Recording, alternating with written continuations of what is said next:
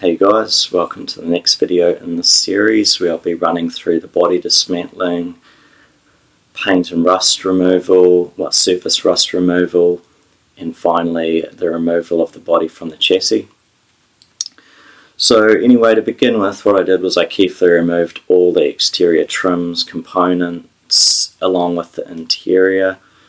Now, if there's one thing that I can recommend when undertaking a project like this is take plenty of photos and label everything you've removed, like what I've done. This will just save any headaches down the line when it comes to reassembly, because it will likely be some time before those parts are reassembled back on the vehicle again. So the next step was removing the paint and surface rust. For this process I use these abrasive pads that simply fit onto a regular angle grinder. Now these are great because they easily remove the paint surface rust without actually causing any damage to the metalwork itself. They can easily be purchased from any hardware store and are relatively inexpensive. So once I'd done that, I found that the rust pitting, particularly on the roof, was a bit more serious than first anticipated, so I'll have to have that media blasted, but I'll cover that in another video once I get to that stage. And also while I'm here, I'll mention, since it'll be some time before I do any further body work, I just basically covered the body in like a wax coating just to prevent any further rusting. Right, so before I proceeded any further with the car, due to it not being registered since the mid-70s as mentioned in the last video, I'll have to go through a compliance process which requires an approved repair certifier to assess the body chassis work to be carried out. So I had the certifier come round, he inspected it, recorded all the work that was required. Most was obvious rust work that I'd mentioned in the previous video, but he also did mention that I'd have to remove the body from the chassis and have that media blasted and rust treated.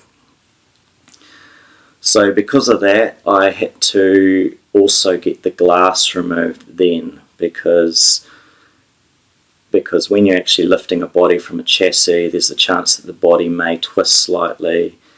That's going to possibly cause the glass to crack, and obviously that's going to be pretty expensive to replace on an old car like mine. So once that was all done, I towed the car into my work for the body removal. I understand it's not a task that can easily be done at home, so I was fortunate enough to have access to a workshop with an overhead crane and a forklift with a crane attachment on it. So I started off by removing the inner outer fenders and the rest of the front end, along with small bits and pieces like brake fuel lines, the steering box and the body mounting bolts, obviously.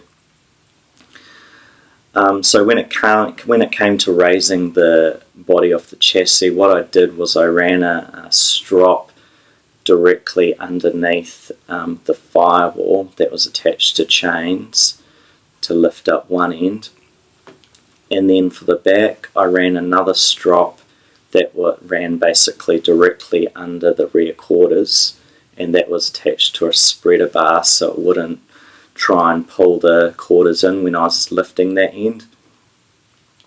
So once that was all set up to go, we raised the body carefully, obviously, and then we were able to just roll the body from underneath, roll the chassis from underneath out, and rest the body back down on the ground. So please check out my next video when we take a further look at the chassis and I get that restored. Until next time, take care.